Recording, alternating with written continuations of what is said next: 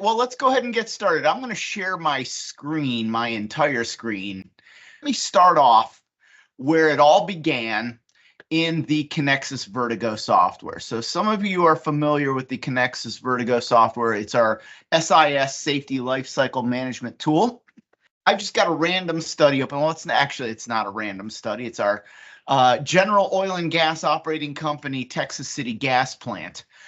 Which is a fictitious company and plant that we use to do software demos and training classes. What I'm going to do is I'm going to go into the SIL verification calculation. So here is the overview of a calculation as a whole. Then I'm going to drill down into the instrument details for this pressure transmitter. And you can see that out of the database, I've selected pressure transmitter generic high trip, meaning that it's a high pressure shutdown. And when I do that, it gives me a bunch of failure rates. I've got failure rates that are specific to the sensor itself. And then I'm also going to have some failure rates for what we call an interface device or a process connection.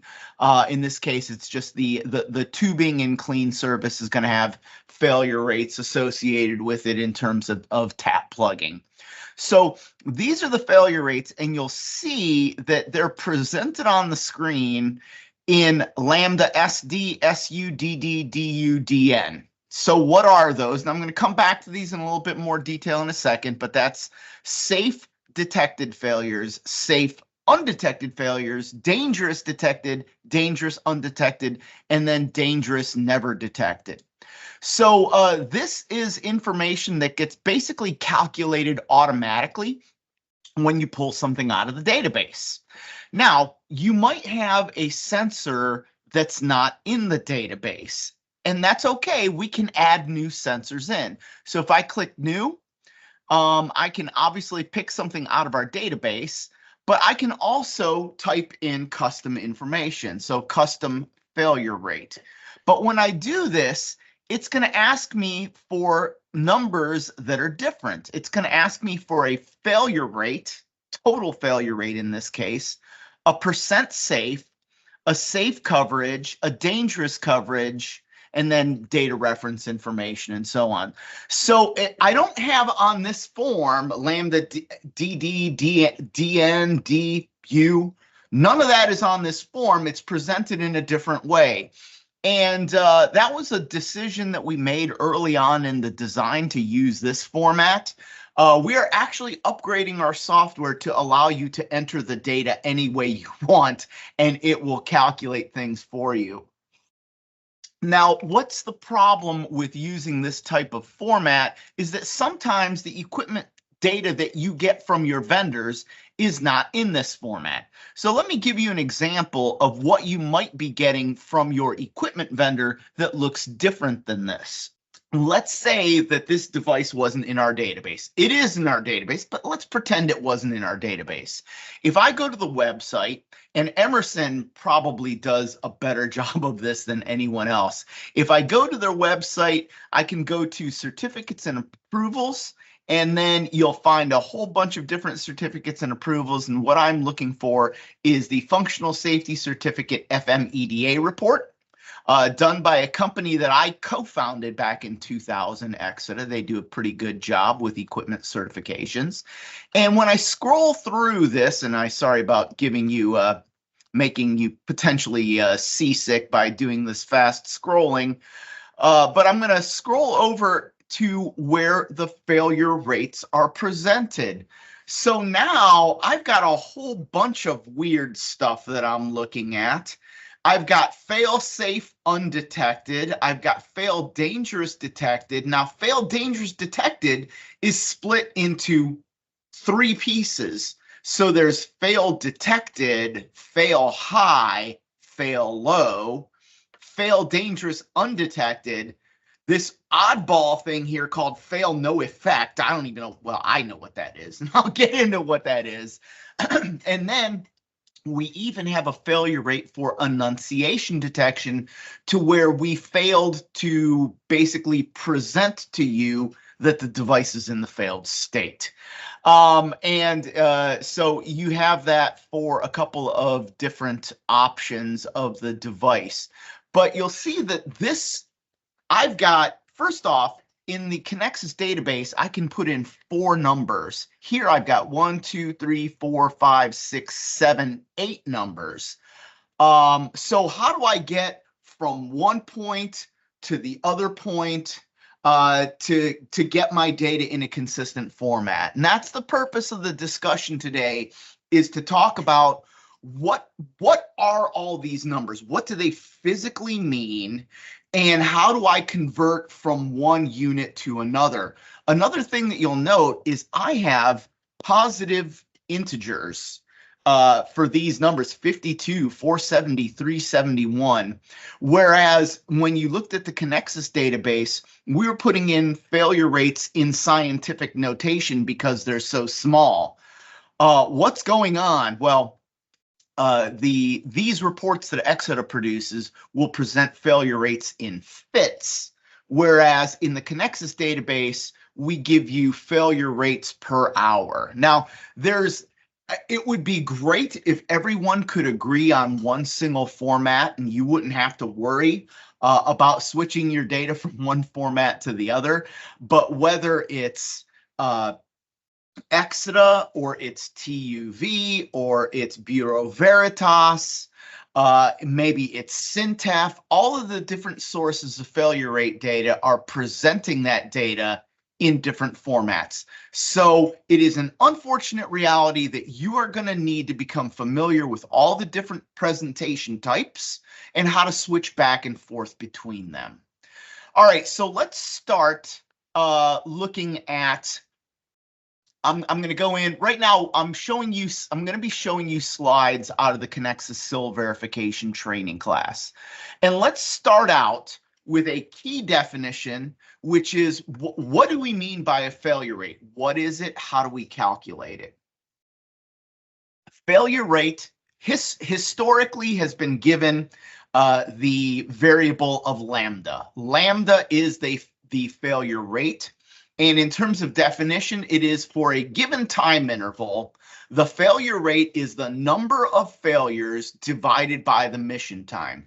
Now, this equation is going to give you something called the 50% confidence limit on the failure rate. And what that means, and I'll touch on this a little bit, but not in a whole lot of detail. That's a whole other topic. 50% confidence means, statistically speaking, if I say the failure rate is X with a 50% confidence limit, that means 50% of the time it's actually going to be smaller than X, and 50% of the time it's going to be bigger than X. We don't use the 50% confidence limit. So this number here is not something that you would actually use when you're running your calculations, because the 61511 standard requires you to put in a margin of safety, a margin of conservatism, and it will require you, instead of looking at a 50% confidence limit, it will require you to, there's my laser pointer. It will require you to do a 70% confidence limit instead of a 50% confidence limit. But that's kind of a little bit of a side. So basically, we're looking at failure over time. So there's going to be a number of failures, and the key is the time, because we're going to present time different ways. Okay, so if I was to just give you an example of how to calculate a 50% confidence limit failure rate, over a 4-year period, I have a group of 10 gas detectors and I had 3 failures. And at this point in time, we're not distinguishing between the modes of failure, how it fails, just it failed. In some way, it failed. So lambda is the number of failures that occurred, and that's going to be 3. Now T is the time, we have to be very careful here, because when we're looking at time, we're looking at total equipment time, not calendar time. So there were 4 years of calendar time, but we had 10 gas detectors. So we have 4 years times 10 detectors. So that's 40 detector years of time elapsed in this sample. So my failure rate is going to be 3/40, which is going to give me 0.075 failures per year. And looking at this, we have failures per year, but failures per year is actually the least common way to present failure rate data. We're generally going to be looking at some variation of hours when we're calculating failure rates. So on the next slide here, we say the previous example was in units of failures per year. But now many references are going to report failures per million hours. So the Connexus database does failures per million hours. Syntef does failures per million hours. ORITA does failures per million hours. And the NPRD from RAC would be Reliability Analysis Center. They also present in failures per million hours. And now failures per million hours, you can then convert that to failures per hour just by putting 10 to the minus 6 on it. What you saw in that report from Exeter, though, they're kind of the, I don't want to call them the oddballs, is that because they are all about doing failure modes and effects analysis on circuit boards, they generally deal with a smaller failure rate unit, which is failures per billion hours. So those numbers that you saw in that Exeter report are in terms of FITS. FITS is well, there's some arguments about this. I will staunchly say FITS is a contraction of failure units. But Paul Gruen, and I'll talk about Paul Gruen a couple more times. He's he was the original ISA EC50 SIS training class developer, and I have taken the class over from him recently as he has retired. But he will tell you that it is an acronym for failures in time. But I'm not buying that. FITS is a contraction for failure units. Bottom line is that failure units is failures per billion hours. So if I have 5,200 FITS, I have 5,200 failures per hour, or 5,200 times 10 to the minus 9 failures per hour, or that's also going to be 5.2 failures per million hours. So once you start doing a lot more SIS engineering, you're going to be converting these things in your head back and forth all the time. And one of the other things that you might want to remember is that there are 8,760 hours in a year when we're running all these calculations. Okay, let me back out of here. And now we're going to delve into this in a little bit more detail. So I explained what a failure rate is. Now let me go and talk about breaking things down. So in terms of breaking things down, what I'm going to show you now is this is a cheat sheet that comes with the ISA EC52 training class. If you want to get certified in SIS engineering, I would recommend the ISA 84 expert program. And part of that is this training class. So now when you look at failures, failures come in different types. There are safe failures, and then there are dangerous failures. So if you look at the pie chart on the left-hand side here, you'll see that lambda S is those failures that are safe. They will cause a nuisance trip. And on the right-hand side are dangerous failures. Dangerous failures will prevent your SIS from working. I'll come back to the concept of safe failures versus dangerous failures in just a second. Okay, so the dangerous failures, though, we're going to need to break down into more pieces. There's an argument that I will get into later for why you don't want to break your lambda S down. The concept of a safe undetected or a safe detected failure is, and safe undetected versus safe detected is just kind of a nonsensical distinction because any way you slice it, you're going to end up shutting down your plant. A little bit more on that later. But the dangerous failures do need to get broken down into more pieces. So the dangerous failures are going to get broken down into the DD, which are those that are going to be detected using automatic diagnostics. So not that 5-year functional test that you do manually. DD is the automatic diagnostics that happen at a very high frequency. They're built into the pieces of equipment that you buy. The DU failures are those failures that are not detected by the automatic diagnostics, but they will be detected by that once every 3, once every 4-year manual proof test. And then finally, there's the DN down at the bottom, a little tiny sliver, is those failures that are never, ever detected because your diagnostics can't detect them and your manual proof test isn't capable of detecting them either. I will show you an example in a few minutes of what I mean by a never detected failure, because that's something that a lot of people have a hard time getting their mind around. The fact that, well, I just ran a test and my device worked, but you're telling me that it didn't actually work. I'll explain why actually sometimes that's possible to happen. So in order to take your total failure rate, so when we did that calculation a couple minutes ago where we had 3 failures over 40 years, that was a total failure rate. All of the modes combined, safe, dangerous, detected, undetected, never detected, everything was combined together. Now we need to take that total failure rate and break it down into its individual components.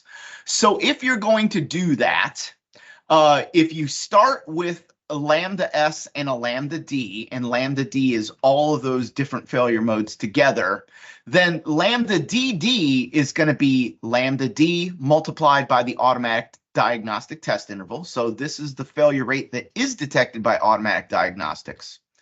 DU, on the other hand, would be that dangerous failure rate multiplied by the fraction that are not detected by automatic diagnostics, which would be 1 minus CA, multiplied by that fraction that will be detected by the manual proof test, which is CM. So CA is the automatic diagnostic coverage, meaning my high frequency built-in automatic diagnostics. What fraction of all failures will it detect?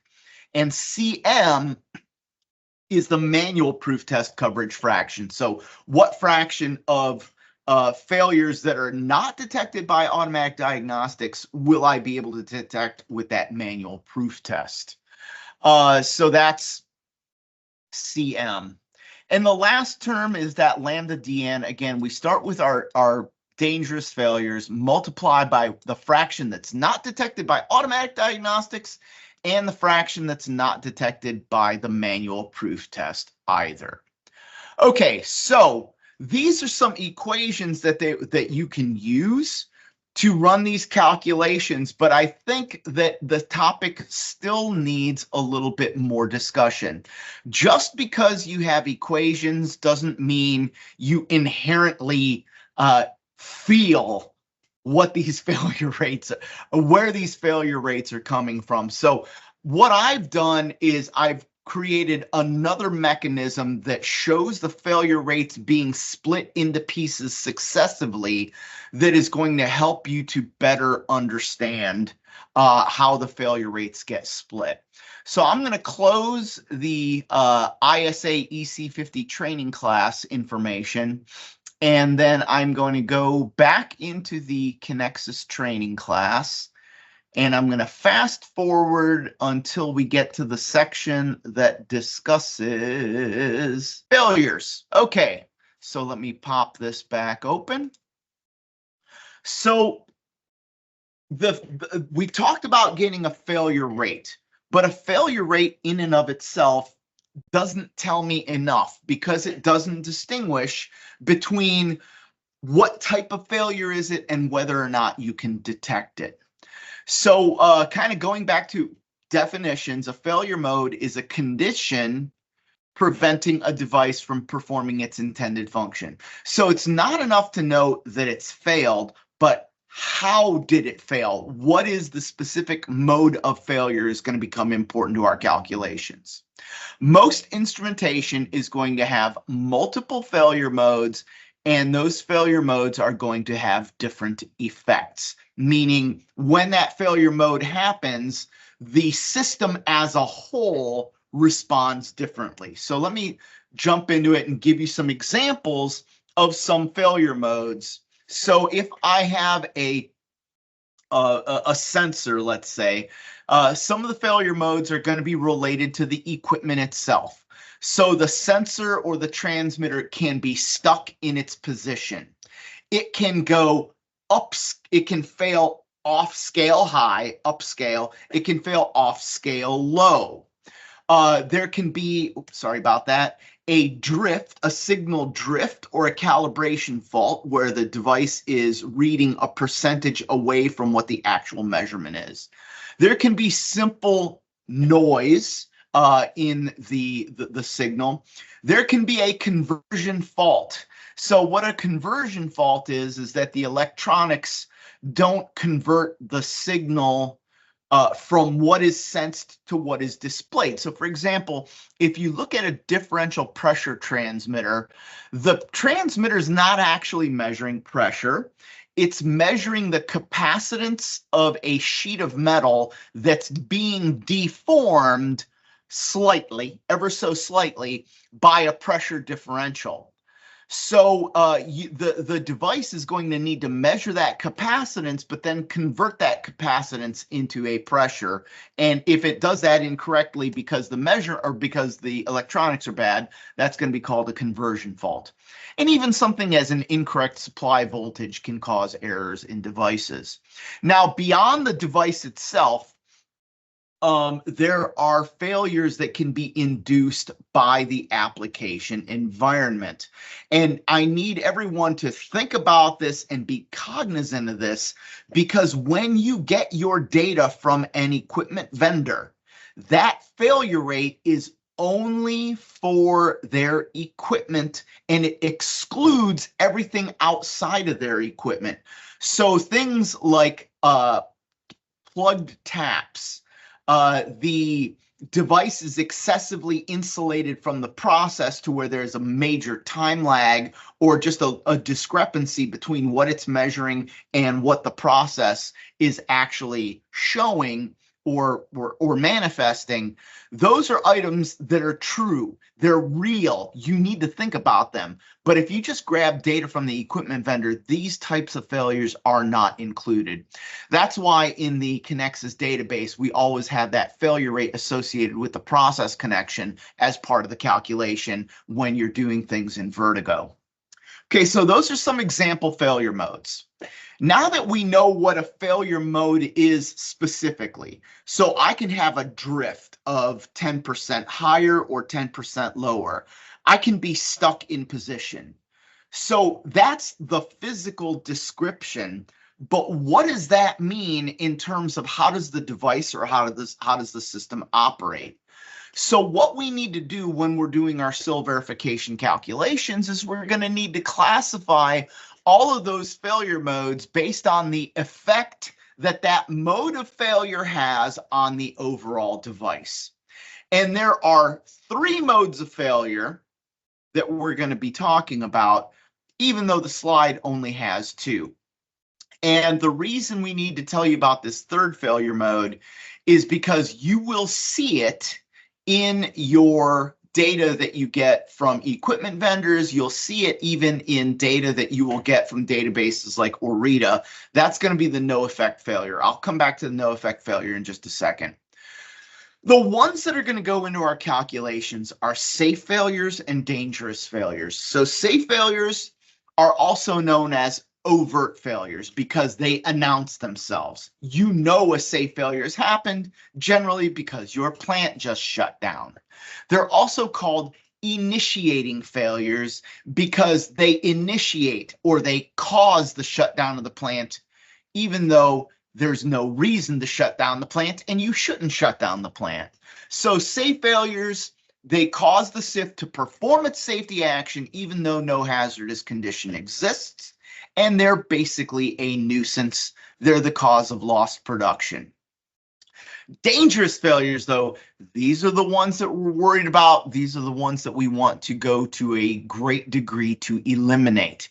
Dangerous failures are also called covert failures. They hide. You don't know that they're there until you test the device or you challenge it, it doesn't work, and your plant blows up. So they hide from you. You don't know that they're there. And they are inhibiting failures, meaning that they prevent the safety instrumented function from performing its action on demand. So the lambda D is for the dangerous failures and lambda S is for the safe failures. So when we're doing our SIL verification calculation, we're going to use the lambda D. Lambda S we're going to handle in some of our calculations to calculate spurious trip rate. But just in terms of did I achieve my SIL or not, the only thing that matters is the dangerous failures, lambda D. All right, so let's start with the first split, and this is how I like to explain how you're getting from one mode of failure or one type of failure to another type of failure. So let's start with the overall failure rate. So if you remember, a few minutes ago, we calculated an overall failure rate of 0.075 failures per year for a gas detector because there were 3 failures in 10 devices over a period of 4 years. That's the overall failure rate. Includes all of the failure modes. But we need to break it down because only lambda D is important to us when we're trying to verify whether or not we met the SIL. So we're going to split. We're going to take our overall failure rate and split it into those that are safe and those that are dangerous. And how do we do that? We're going to multiply lambda here by percent safe. And that's going to allow us to actually, let me try to draw on the screen a little bit here. So I'm going to hit my pen. So we're going to multiply lambda by percent safe, and that's going to give us lambda S. So lambda multiplied by percent safe gives us lambda S.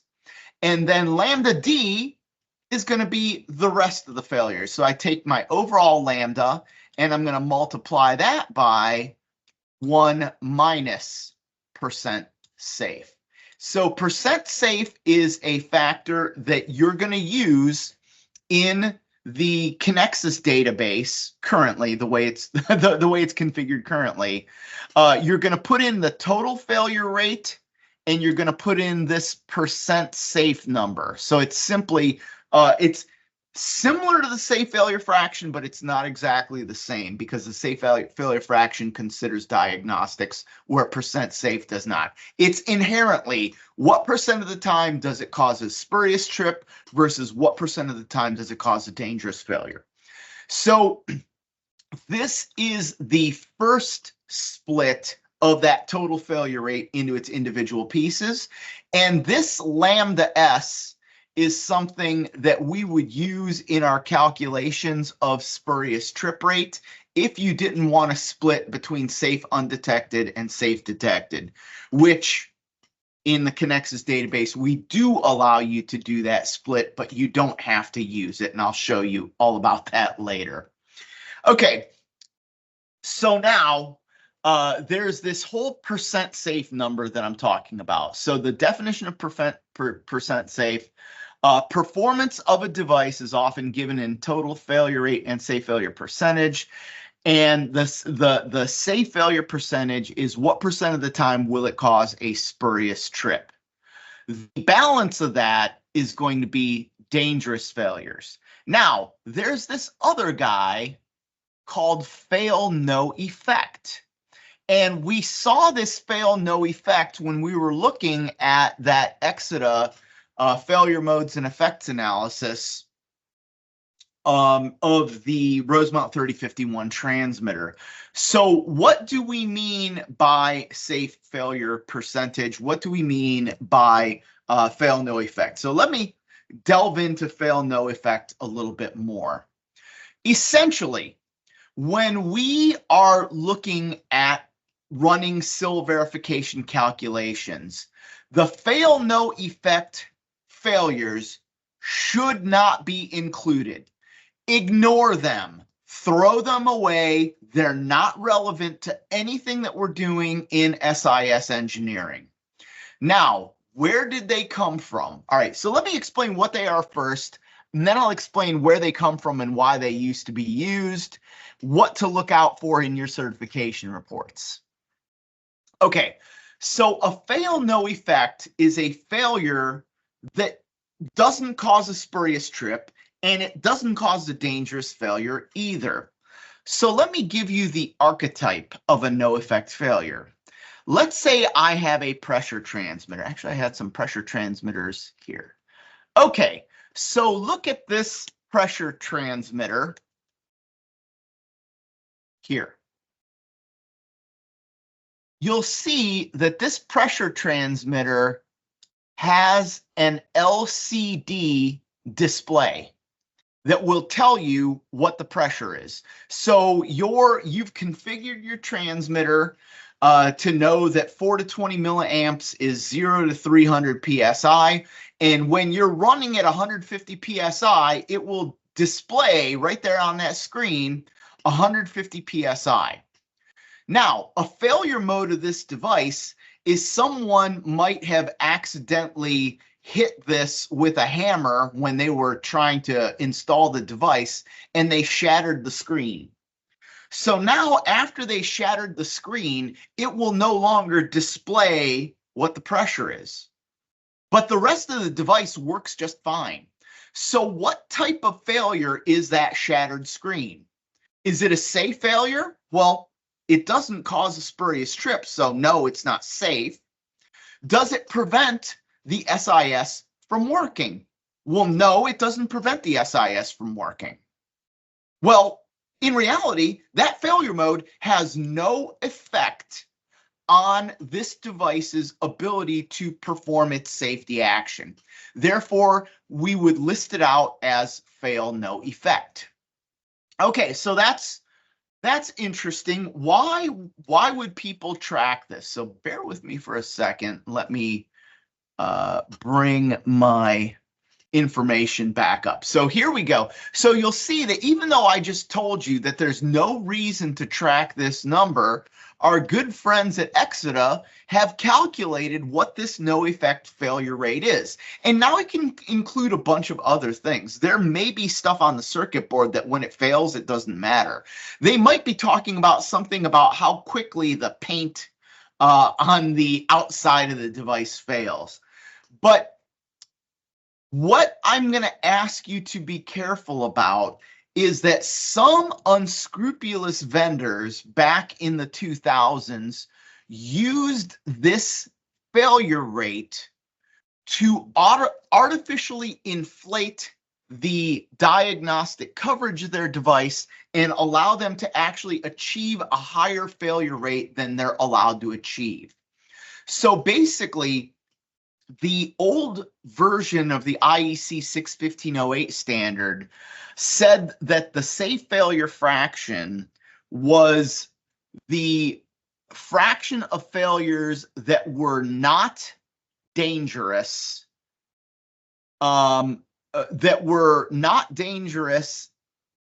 plus the failure rates that are dangerous that are detected, divided by the total failure rate. So what that definition allowed you to do was put this no effect failure into the numerator of your safe failure fraction and automatically inflate it. So for instance, if you want to achieve SIL 2 with a complex device like a smart transmitter, you could do that with one device as long as the safe failure fraction was greater than 90%. So what did these unscrupulous vendors do? They kept adding in no effect failures until they got over 90%. Boom, they're rated for SIL 2. So now in the new version of the IEC 61508 standard, you're not allowed to do that. Basically, it explicitly states that you don't consider no effect failures when you're calculating your safe failure fraction. So all of those shenanigans have gone away. But it's something that did exist in the past, and you may have equipment in your plants that were kind of, shall we say, erroneously certified for SIL 2 because the equipment vendor included the no effect failures in the safe failure fraction. That's not going to happen with any modern certifications because IEC changed the way that safe failure fraction was calculated in I think it was the 2012 version of the IEC 61508 standard. But watch out, there may be some legacy equipment out there that you still need to watch out for. Okay, going back into the failure mode. So I talked about how we start with the overall failure rate, and then we get lambda S by multiplying by percent safe, and we get lambda D by multiplying by 1 minus percent safe.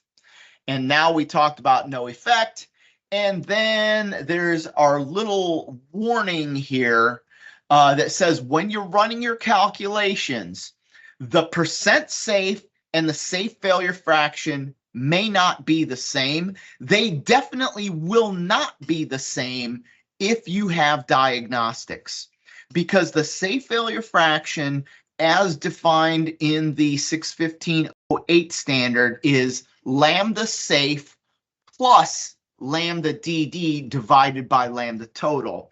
So for the uses of the safe failure fraction in terms of determining the required hardware fault tolerance, you're going to include dangerous failures that can be detected, because theoretically, if I can detect a dangerous failure, I can convert that dangerous failure into a safe failure by shutting my plant down.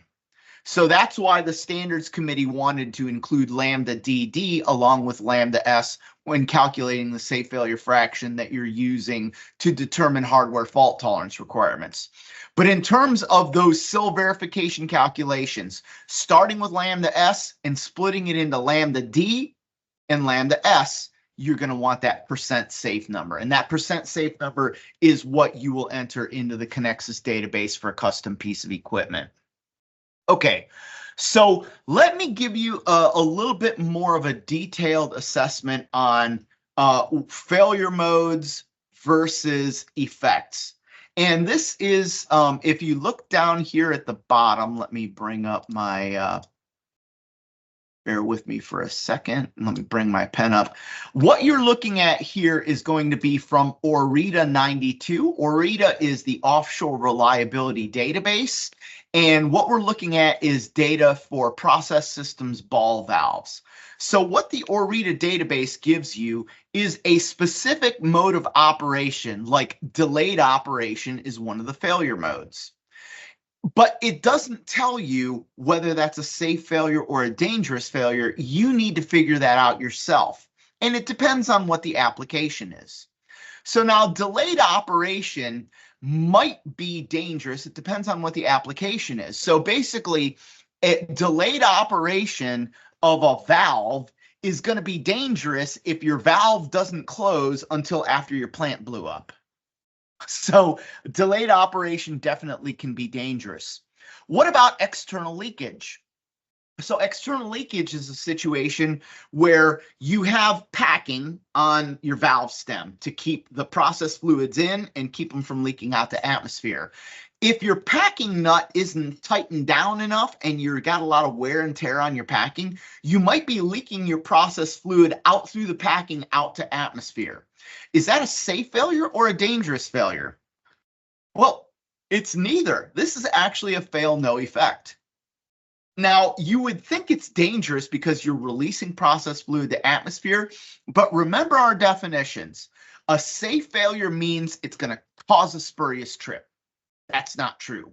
A dangerous failure means it will prevent the valve from moving when it needs to. And that's not true either. So in terms of effects, when we're doing SIL verification calculations, external leakage is not SIS relevant. It's no effect.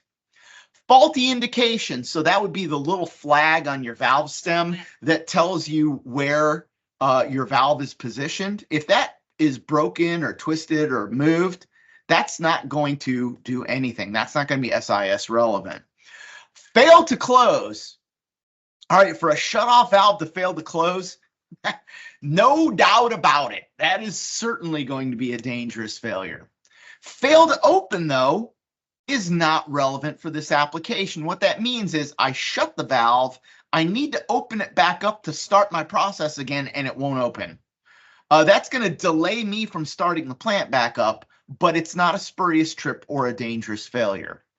Internal leakage, depending on how bad it is going to be a dangerous failure. So is it significant enough to prevent the SIS from performing its safety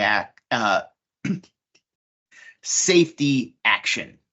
Spurious operation, my goodness, that's got spurious right in the name. So it activated when you didn't ask it to. That's going to be a safe failure. And then unknown is, well,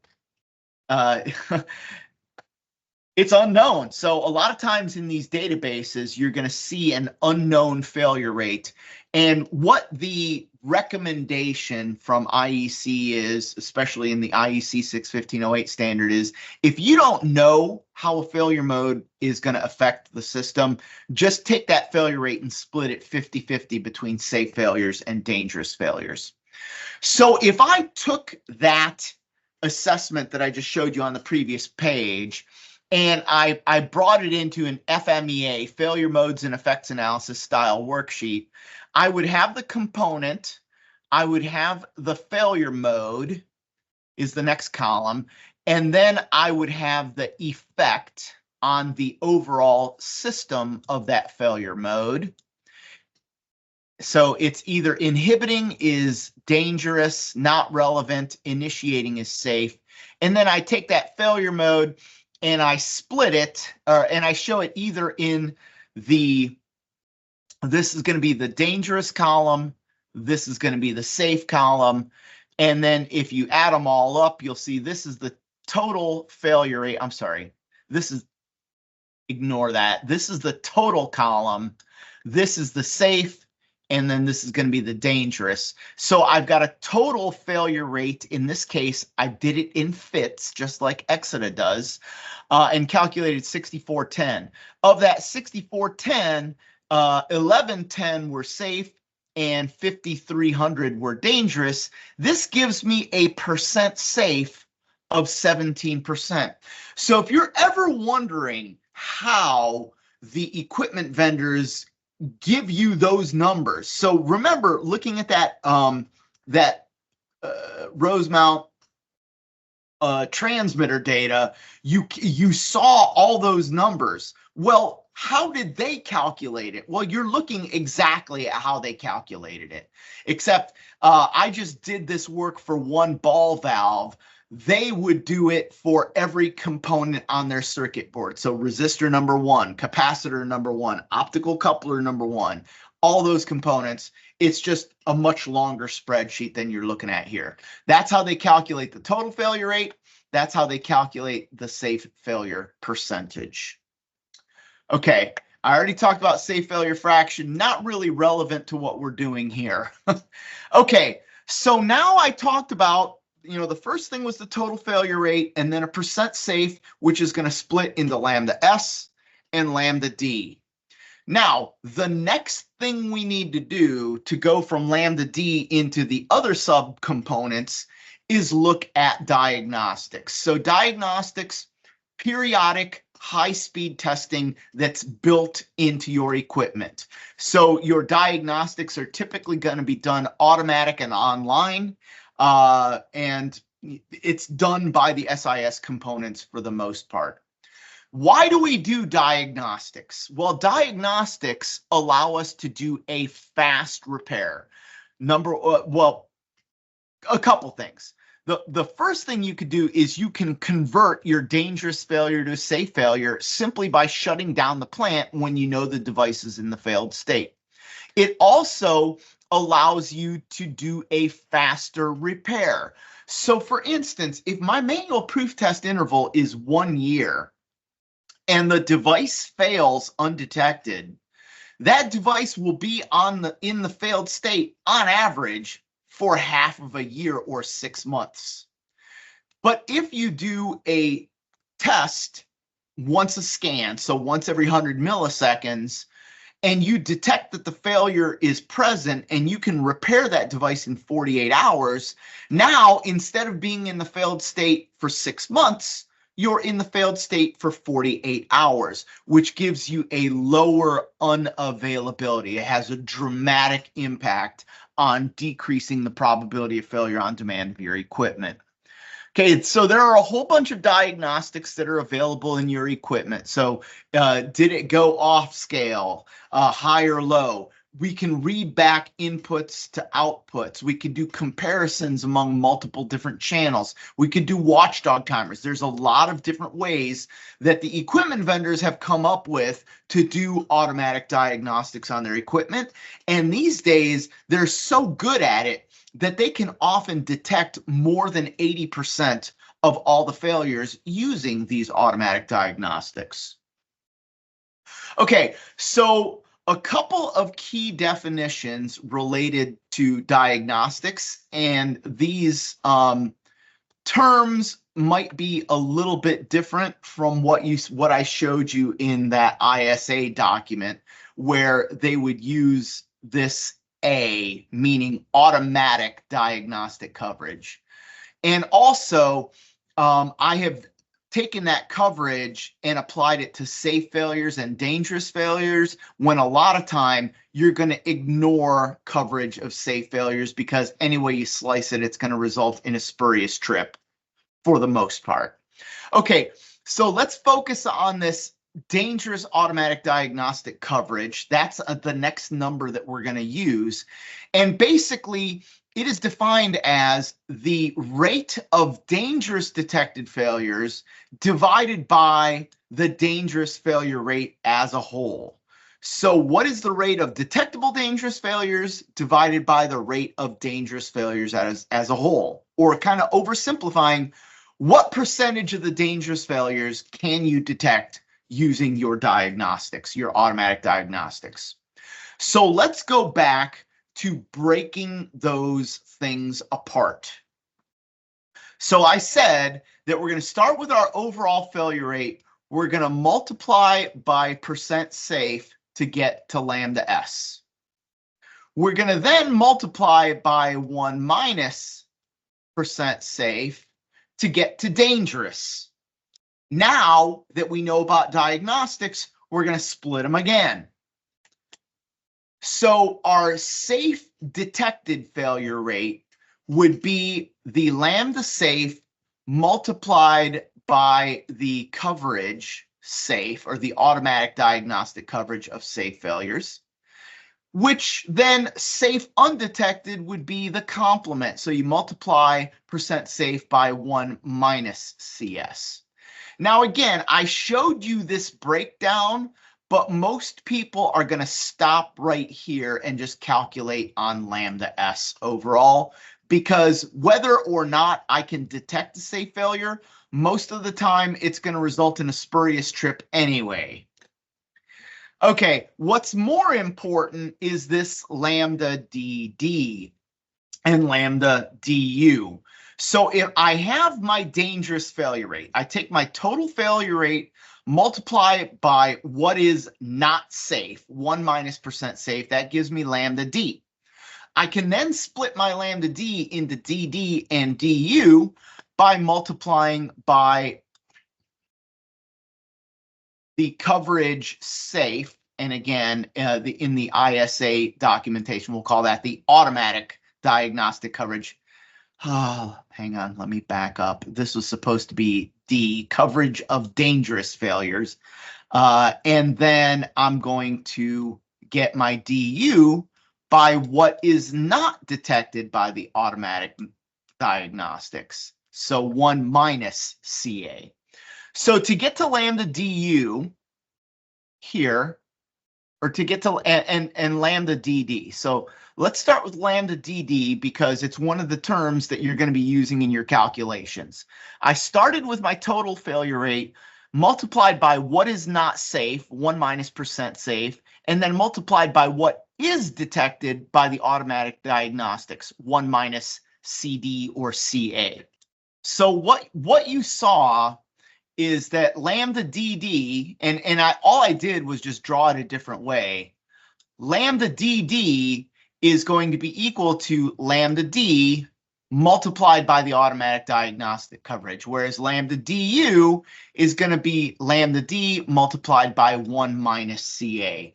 So instead of just showing you the equation, I'm showing you the breakdown of how you move from one step to the other. So now you see how everything kind of split into pieces. And the one thing that we're missing is that we don't have ourselves a lambda DN. So let me, bear with me, I need to get my pen back up. So there's going to be a lambda DN over here that we still need to calculate. And the odd thing about lambda DN is that it's not an attribute of the equipment.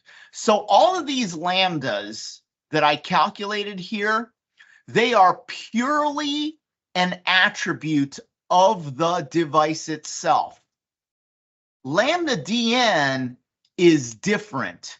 And lambda DN is a function of what type of testing you do on the device and how thorough that testing is. So in the Connexus database, we don't include any handles to calculate lambda DN in our equipment database because it's not a function of the equipment. It's a function of how you test the equipment. And I'll show you back in Vertigo where you put this information in just a second. But let's keep moving along. Okay, so what I showed you is that there are two types of failure rate data, but you can convert back and forth between them. So if you look at something like the reports, the FMEDA reports from the certification bodies, they're going to give you these lambdas, or at least they'll give you the components of the lambdas, and you'll need to add them together to get SD, SU, DD, and DU. In the Connexus database, the way it is, we tell you to enter in total lambda or lambda T, percent safe, CD, and CS. But as I showed you, it's trivial to convert back and forth from one function to another, or from one format to another. And if you don't want to do it, we have a tool that's going to allow you to convert from one format to another. So let me show you where that tool is and save you a little bit of time.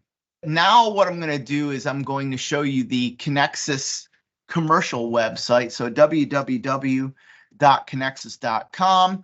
When you go here under resources, there is a tools section, and the tools section contains basically a bunch of Word documents and spreadsheets that are going to help you to do calculations. So this input device failure conversion tool, if you click on this, it's going to download an Excel spreadsheet that allows you to do all those calculations automatically. So if you need to convert from one format to another. But a point that I'll bring back up, and again, I'm going to this report, is that what was presented to you by the certification body is not exactly what you're looking for. So it's going to give you an SU, safe undetected. It's going to give you a DU, a dangerous undetected, but it's also going to give you a lambda DD, which is an oddball because it's broken down into multiple different pieces. So if you fail off scale high, if you fail off scale low, or if it's failed detected by the internal diagnostics, these two guys you have to watch out for because you have to program your PLC to detect these types of failures.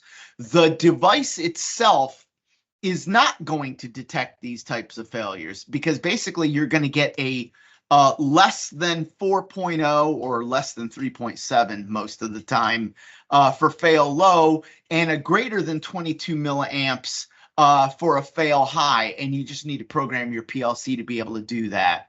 So be careful, but most of the information is there. It should be relatively easy for you to be able to convert from one format to another.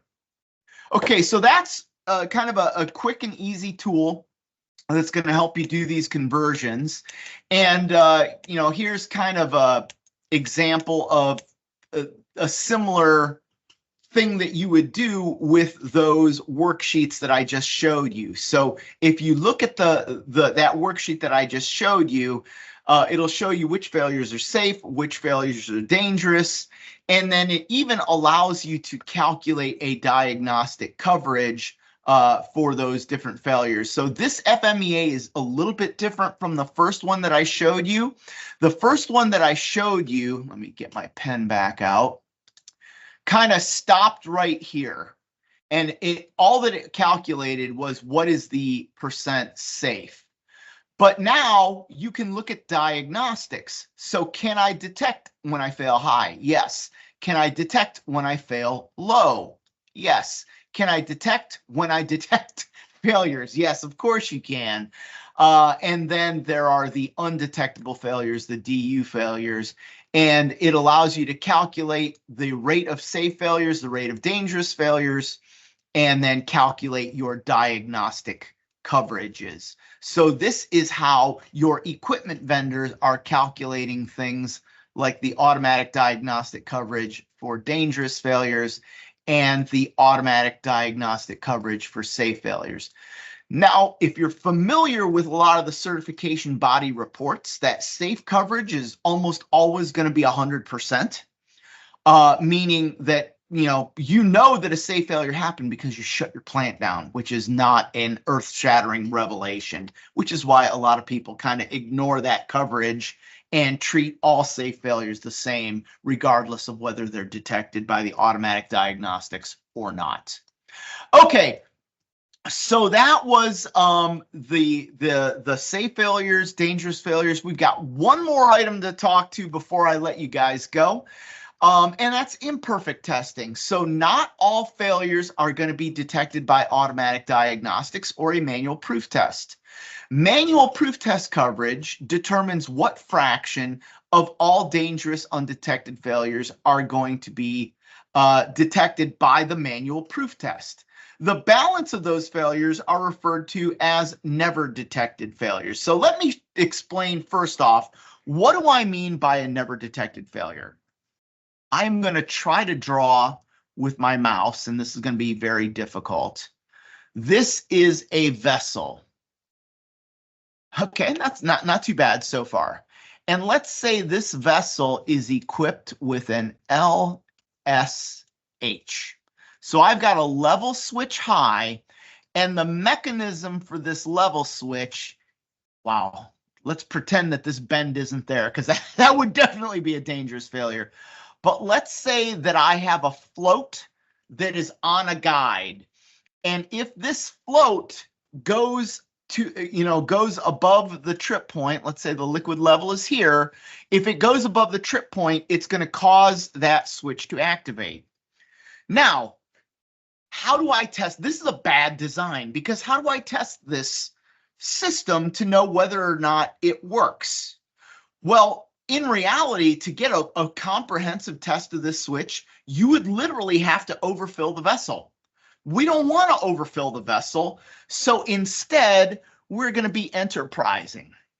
So let me go back to my pointer, and I'm going to now hit my eraser real quick and explain the test that me, as an enterprising control systems engineer, came up with. Well, it just so happens that there's a manway on the side of this vessel. So when it comes time for the turnaround, I am going to go out to the field, and everything is okay because I have my hard hat on and my safety glasses. So what could possibly go wrong?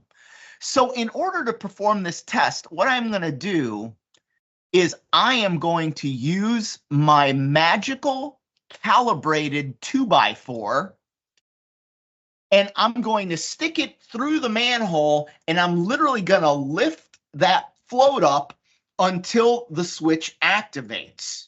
And that's what my test is. So if I lift the float up and it activates, I have a successful test.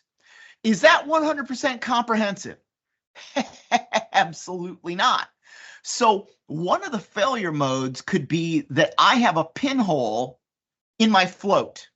If I have a hole in my float, it's going to fill full of liquid and it's not going to float. It's going to come down here to the bottom and it's just going to sit there forever.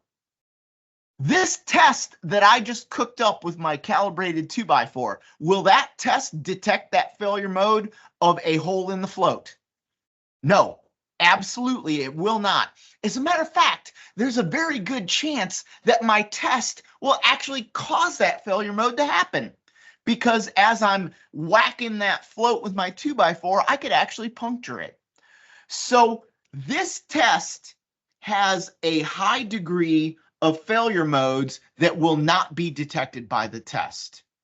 So I'm going to create a new term called CM, which is of all of the failure modes that are present in this piece of equipment that are not detected by the automatic that are not detected by the automatic diagnostics, what fraction of those failure modes is this manual proof test going to detect? And you do it basically the same way. You calculate the rate of failures that are detected by the total undetected failure rate to get that safe coverage factor. All right, so that's what CM is.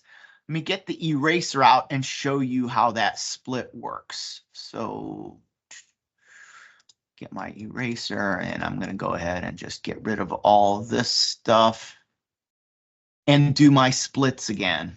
So now again, well, here I'm going to start with the dangerous failure rate. You already know how to get to the dangerous failure rate from the total failure rate by multiplying by 1 minus % safe.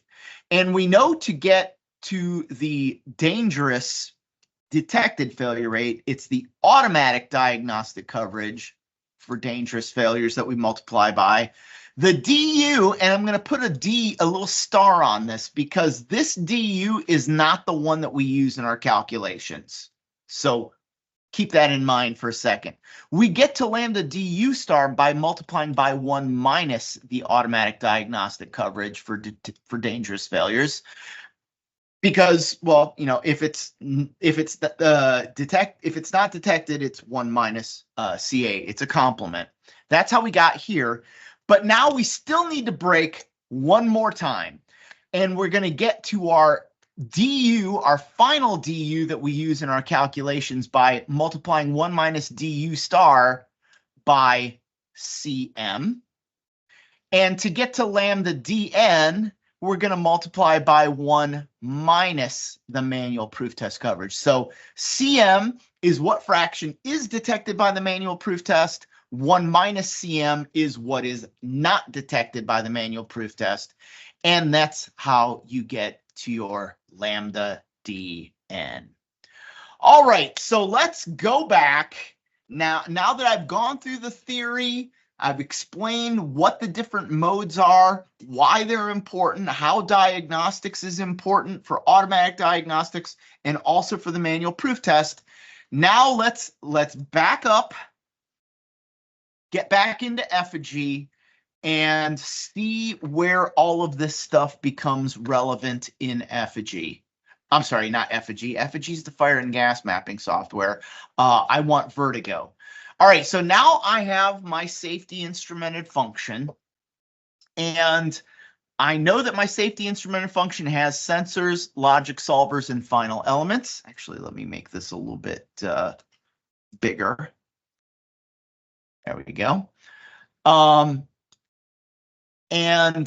If you look at each subsystem, you'll see that it comes from a device. So in this case, we had a pressure transmitter generic that is in the high trip mode of operation. It has diagnostics. It's in a clean service. And we're going to get failure rates associated with that sensor, but we didn't enter them in the format that you're looking at. Instead, if I go close out of here and I go to my view and I look at my sensor types, I've got pressure transmitter generic high trip. When I pop up the screen, let me make this a little bit bigger so you can see it. You'll see that I entered in the failure rate in failures per hour total. I entered in a percent safe. So only 10% of the time is this going to fail safe, which means it would fail off scale high in order to be a safe failure.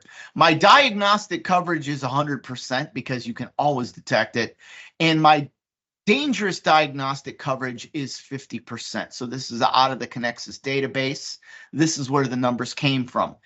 Even here, you can see that these numbers that we used were already converted into lambda SD, lambda SU, lambda DD, and lambda DU. So the Connexus database already holds both representations of the data. And in one of our upcoming software releases, we're going to allow you to enter in the data any way you want, whether you want to enter in the lambdas or the overall terms. So these numbers were calculated using those equations that you saw on the ISA training class and also in the Connexus training class. We showed you the breakdown of how you take that total failure rate, break it safe, dangerous, then break it detected, undetected, then break it undetected, never detected. All happens the same way. But we're not done yet, because you will see that there is no lambda DN here, because lambda DN is not a function of the piece of equipment. It's a function of how you test it. So in order to show you how we incorporate how you test it, when I go back in and I look at this pressure transmitter, you'll see that we've selected the device. We have the failure rates for the device, but we also have lambda DN. Where did this lambda DN come from? Well, if you look down at the bottom shows you each of the individual terms of our PFD calculation. So there's the lambda, the DU term for dangerous undetected, the beta factor term for common cause failures, the lambda DD term. In this case, we're tripping on DD failures, so we include it as a spurious trip as opposed to a PFD. Our online testing term, and then finally, we have the imperfect testing term. And in the imperfect testing term, we're going to put in the useful life of the device, or the amount of time that the device is in the field before it is replaced or returned to good as new status, and the manual proof test coverage. So this is where you will enter the CM, the manual proof test coverage. And in this case, we have a 99% manual proof test coverage because we encourage you to do as thorough and exhaustive of a test as you possibly can. All right, so what we did was we took the lambda DU out of the database and then multiplied it by 0.99 to get this 5.88 E minus 7.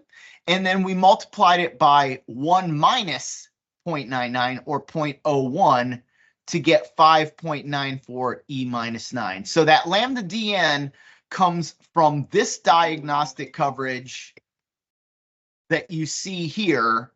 And it's not something that's in the database because it's not a function of the piece of equipment. It's a function of how you deal with that piece of equipment, how you test that piece of equipment.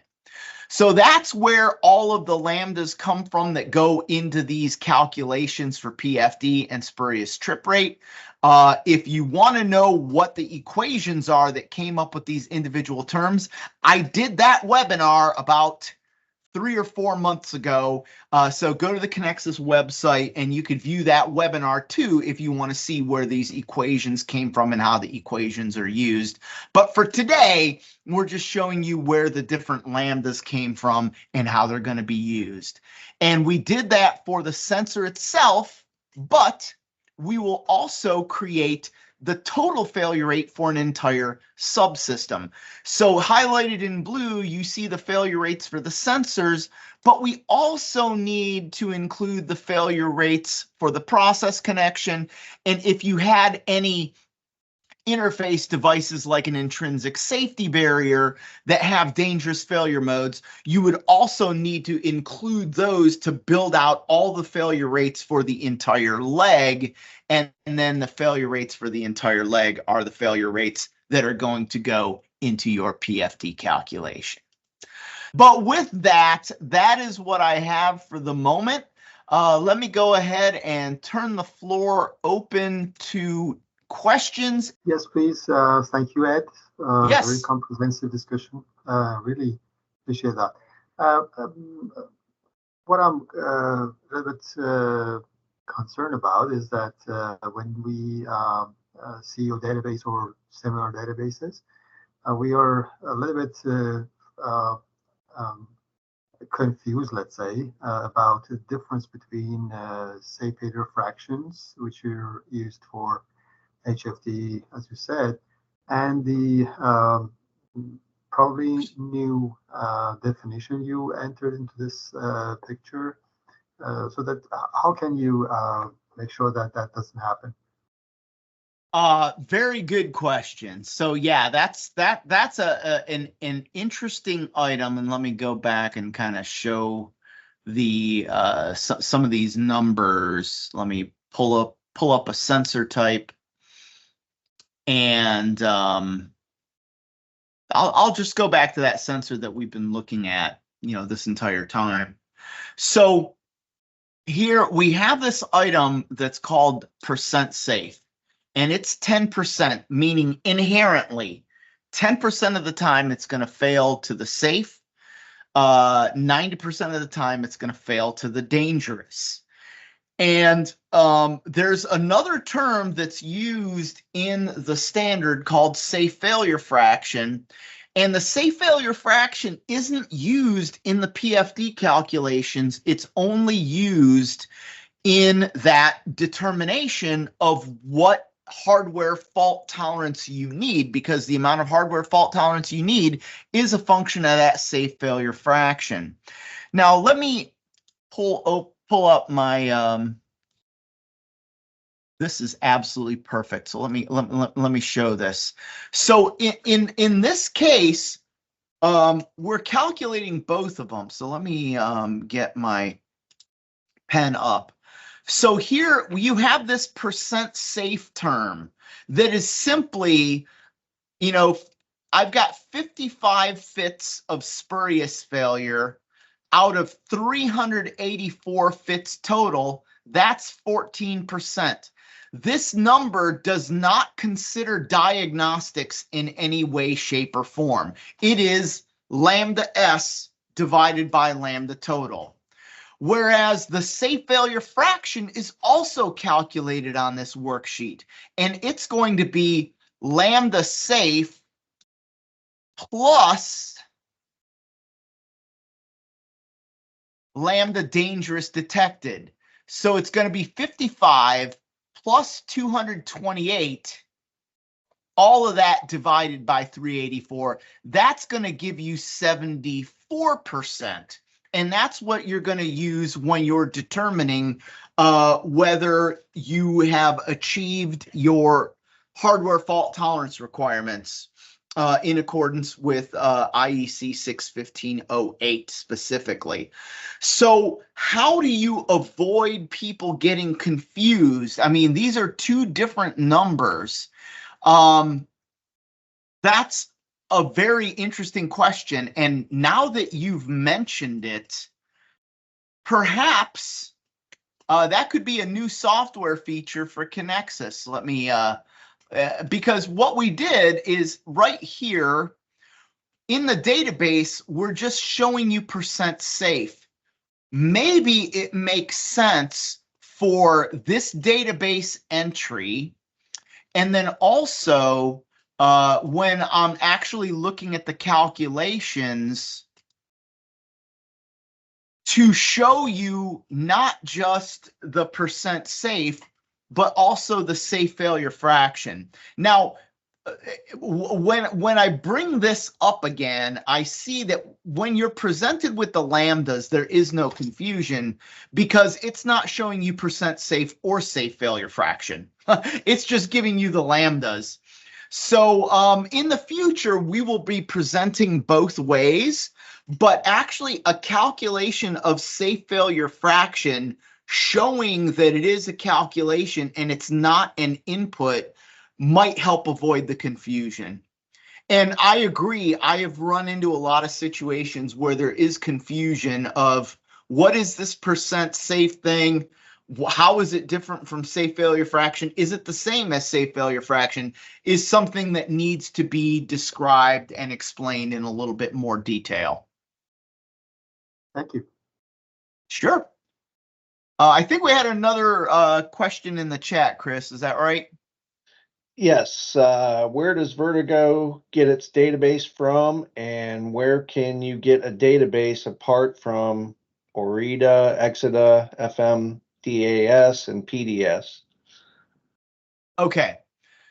All right. Well, first off, let me start with where does the data come from? So right now I'm in kind of the project manager section of Vertigo, and you'll see here there's this little pile of folders called the library manager. So now I could go into the library, and you'll see that there are many libraries. So I have Ed's custom failure rate data, where I can type in my own, and of course I didn't.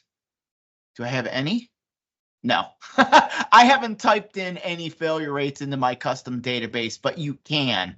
There's also the Connexus standard database where we have a list of equipment items. Now this is going to take a long time because there are, I think we have over 3,000 sensors in our database right now. So when I look at this, you're going to see that there are different types of data. So there are equipment vendor data so I'll just say that there are two different places where data comes from. The first one is going to come from the equipment vendor themselves. So in this case, I've got a flame detector from Detronics, and I just pulled this information directly in out of their FMEDA report. So there are going to be thousands of data items where we went to an equipment vendor, or an equipment vendor came to us, presented us with their failure modes and effects analysis that was done maybe by Exida, maybe by TUV, maybe by Factory Mutual, maybe by Bureau Veritas. And they sent that information to us. We reviewed it. We agreed that it's acceptable, and we included it in our database. So this information is in our database to make life simple. But in reality, all that we did was we got this same kind of information out of the reports, and we entered that information into our database. So nothing earth-shattering about that data or how that data is implemented. The other item is going to be these generic items. So with the generic items, you'll see a failure rate. You'll see the data, and you'll know that there's a database reference and a database revision. Now, if I go into my database reference, I probably shouldn't even show this to you guys, but you know, I'm sure you guys are not going to tell anyone. You're going to keep this secret. So let me show you how the sausage is made. So here at Connexus, we have our controlled software, and in here we're going to have our failure rate data. So this is the double secret file at Connexus that contains all of our information. I'm not going to disable the macros. Now, as you can see, or as you can't see, we've got all kinds of data in here. But if I go to something called generic, what you're going to see is something that looks like this. And let me make this a little bit bigger. So when you see a generic piece of equipment, what that means is that we went out to a wide variety of data sources and accumulated information. So we've got data from ISATR 8402. We've got data from Syntef.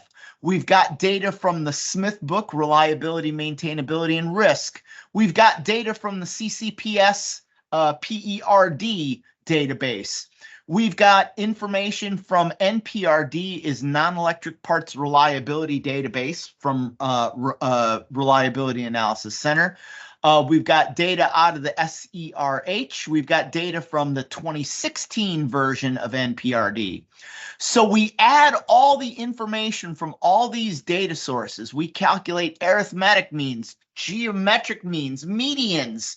We look at all this information, and in a lot of cases, in addition to what you see in the publicly available database, we have data from our customers. So our customers have calculated data from their refinery or their chemical plant, and we have access to that data, and we put it here. Then based on all this information, someone at Connexus makes an engineering judgment based on all the information that's presented here. What is a very conservative but realistic failure rate based on all the data that's presented? So those are the items that are going to be called generic. And again, that generic is a failure modes and effects analysis review, an equipment vendor certification review, field data from operating companies, all combined into one spreadsheet. And then we at Connexus take that information and use our judgment to put the failure rate numbers on it. And that's what's going to end up in the database. So those are basically the two sources that you will see for where our information comes from when we're presenting stuff in our database here. Now, what other data sources are available? This might be a good a time as any to talk about this. Some of you are familiar with Connexus's OpenPHA software that has a free version, a freemium version. We are in the process of making Vertigo from the Connexus Integrated Safety Suite. We are getting ready to launch in the next few months a free version. Now, most of you that are parts of big enterprises are still going to want to use all of the functionality in the full version of the Connexus software. But in the free version of the Connexus Vertigo software that we have in development right now, you will have access to all of this information. Now, granted, it will be ad supported. So when you look at failure rates, you're probably also going to be looking at an advertisement from somebody who wants to sell you a database. But I think at this stage in the game, everybody knows that nothing is free. And if you get something for free, it's going to be ad supported and have limited functionality. But that being said, it's still going to meet the needs of so many smaller operating companies and smaller single man EPC firms and consultancies. So that's going to be coming up. That's going to be available in terms of where you could get this type of information. What else we got, Chris? Don't really see any more questions. Someone made a note here. At the beginning of the webinar, application environment was mentioned with the possible effect of failure of the selected sensor. If we expected plugging taps, then we should change the measurement principle instead of calculating the plugging effect. Absolutely. I mean, so this is kind of a whole discussion that that I would want to have on the concept of common cause failures, especially if you can, break an application that has redundancy with something like tap plugging that's going to affect all the taps simultaneously. That could definitely be an issue that you'd want to work around. So if there are failure modes that your piece of equipment is known to be subject to, if you can come up with a different mechanism of performing the measurement, absolutely. If you can design out a failure mode, absolutely, you will want to do that every time. That being said, I still see a lot of basically there's a trade-off between which failure mode am I going to subject myself to. So every device has failure modes. You can't engineer out all of the failure modes that are possible. It would be nice if it was possible to engineer out every potential way that you can fail, but ultimately that's not going to be realistic. So if you have bad actors and you can switch your measurement technology, say instead of a differential pressure flow measurement, you could do a measurement with a vortex meter. That would potentially remove that tap plugging failure mode. That's a possibility. But of course, that tap failure plugging mode might be a very low probability in comparison to the other failure modes that are going to be present with that vortex meter. So it's always a balancing game, and we're all, I think a lot of us at least, are instrumentation and control engineers. So picking the best device for the service, the device that's most resilient to all of the known failure modes of that application, is absolutely a key critical beginning step in your SIS engineering. I would agree with that completely. All right. So with that, was there another question? No, I was just going to say I didn't see anything else. Yeah, may I have a question? Sure, absolutely. Yeah, probably it's not really directly related to what was the topic today, but it's about actually verification of CIFs, which is kind of related to this topic. And it's because there are software that you know about them. I don't want to, bring about their name, but they are not really flexible when it comes to modeling a real world SIF. Sometimes, most of the time it's okay, but sometimes it's a little bit more complex, and they don't land themselves into complex architectures. So do you have a tool that is capable of doing that? Absolutely. Okay. So yeah, so stepping back a little bit, for most of your devices, you're going to have this failure rate, percent safe, diagnostic coverage, and so on. But in some cases, you'll create a black box model. And when you create a black box model, you can have the ability to enter in the probability of failure on demand or the spurious trip rate directly from wherever you calculated it. You just enter it in, or you have the ability to link to a fault tree. So right now I am linking to a fault tree where I calculated the PFD, and I'm linking to a fault tree where I calculated the spurious trip rate. And you'll see that the PFD is 2.04 E minus 2. The spurious trip rate is 1.65 E minus 5. So where did this come from? If I cancel out of here, I'm going to need to leave the application. This is that fault tree that I just showed you. And you'll see that the fault tree, there's where my 2.05 E minus 2 rounded up, obviously. This is where it came from. So in this case, I just ran a 1 out of 3, or I'm sorry, a 3 out of 3 essentially voting arrangement where I've got my pressure transmitter, my flow transmitter, and my temperature transmitter. If any of them fails, the device as a whole is going to fail, which oversimplifies the situation a little bit. But the point is, I can make this fault tree as complex as I want, and it's still going to be able to transfer that probability of failure over into Vertigo. And similarly, I can also calculate the spurious trip rate using that same type of fault tree analysis. And that's, you see, where that W of 1.65 E minus 5 comes from.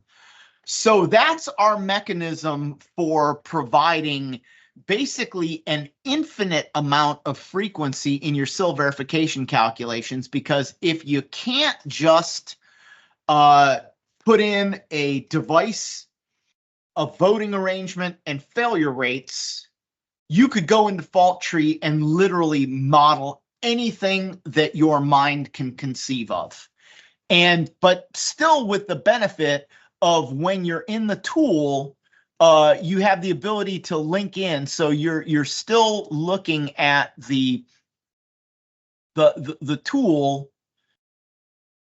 when you're so here it is. It's taking all that information and bringing it in so that everything is in one place in your SIS lifecycle management tool. So that's our solution. We think it's the best solution out there.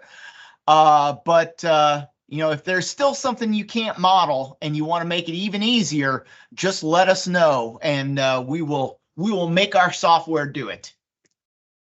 Thank you. I appreciate that. Sure, no problem. All right, thanks everyone.